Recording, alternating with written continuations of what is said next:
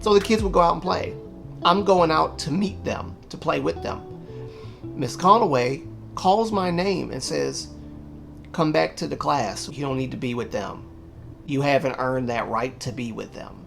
You need to be studying, getting better at reading and writing and stuff. So she took it upon herself to help me learn how to read, learn how to write. But she did it in such a forceful way that it would make me cry.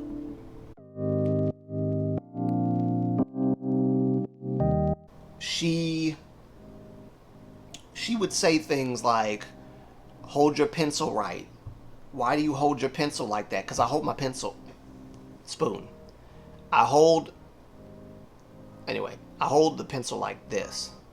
This is how I hold my pencil. I don't hold it like this. I hold it like this. And I write like this. Right? This is how I write. She tried to get me to hold it like this. There was a point where she even tried to force my hands to do this. She would literally take her fingers, force them like this, and try and you write like this. And of course I'm messing up writing because that's not how my hands, I don't know how to write like that. On top of that, she made fun of the fact that I was left-handed. When actually left-handed people are some of the most brilliant people in the world. Right? All right. But of course she didn't say anything encouraging. So, not like she wanted to encourage me. When we would read books, say this word. No, say this. No, say it right. No, spell it right. No, spell it right. You know, like that. Hitting the table hard. Why can't you get it? Why can't you get it? Why can't you understand? Are you stupid? Are you stupid? That kind of stuff. Why didn't your mother teach you how to read during summer? Why didn't your parents? That kind of thing. And so yeah, I'm crying now because she's literally pressuring me and like beating me down and blaming my parents. She publicly humiliated me to the class and called me out many times. Mind you, this is a whole school year of this crap. She's calling me out, calling me names to my face in front of all the students. Some of the students actually chuckled about it. Obviously, I was the laughingstock of the entire class.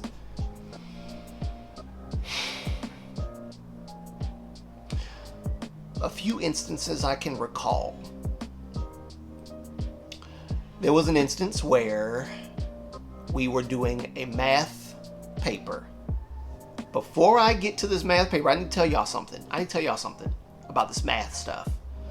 She was so fixated on math, it was ridiculous for a first grade teacher to try to teach first graders multiplication and division. You don't learn multiplication and division in first grade. I want to hear, did anybody in the comments learn multiplication and division in first grade? I ain't talking about in the 2000s. I'm talking about in the 90s. Any 90s kids?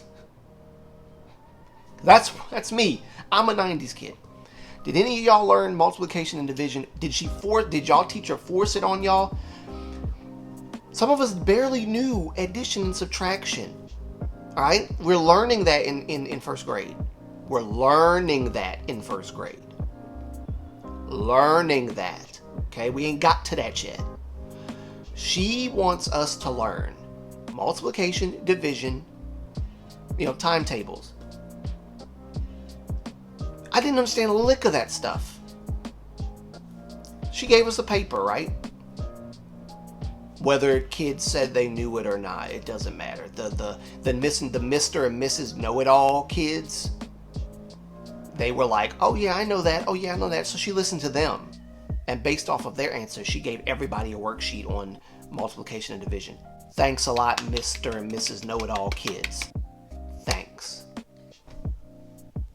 Just further perpetuating the negative behavior of my first grade teacher, who is an absolute fool. Anyway, she was a demon. I'm sorry. She was a witch of a demon of a teacher, and I just ugh. So she gave us the paper, has us all working from the paper. Guys, if y'all hear somebody doing opera next door, there's somebody that I live next to that does opera, and they do that, and it's really annoying sometimes, so I apologize if y'all hear that. But she gave us the paper, and I didn't get it, obviously. So why is she so close?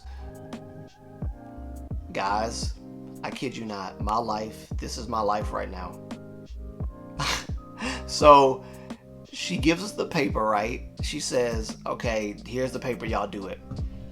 There's a girl that's sitting next to me who actually showed compassion for me and was willing to help me on the paper.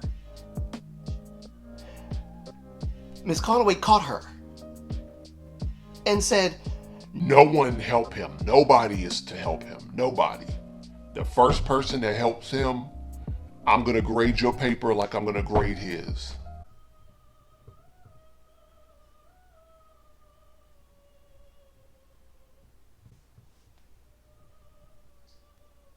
I hope that y'all can't hear that.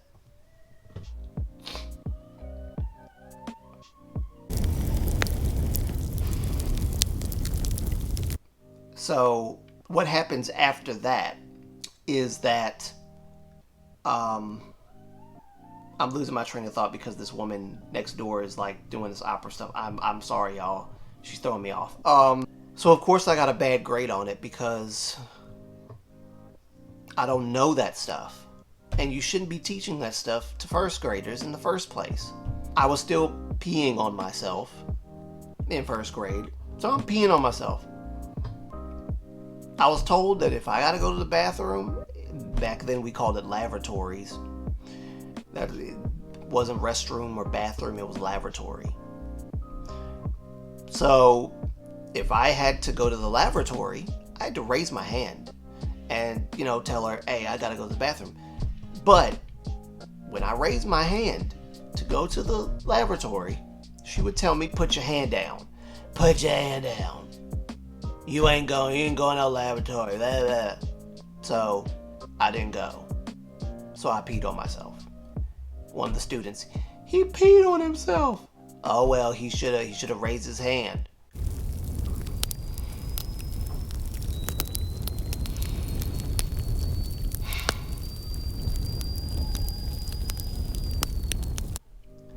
Yeah, that was an interesting moment. All right. I'm getting slightly annoyed because there's that opera lady next door, like, doing all these bars and riffs and stuff that it's annoying me.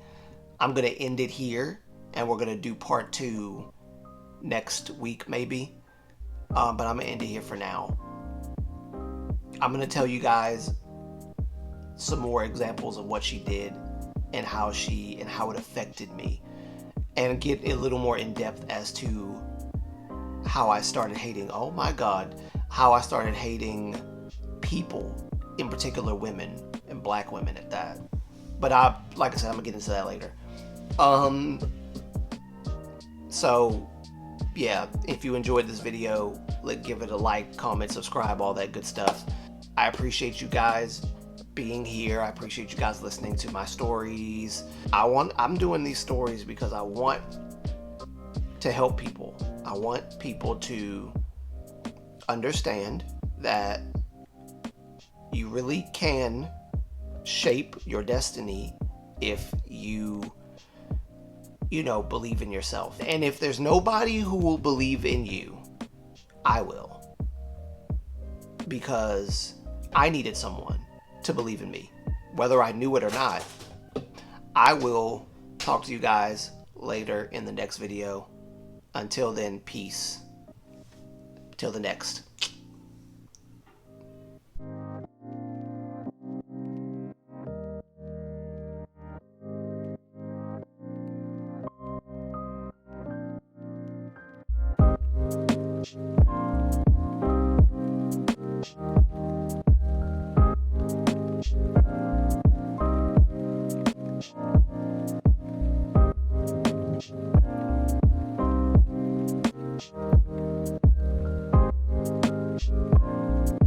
appreciate you guys'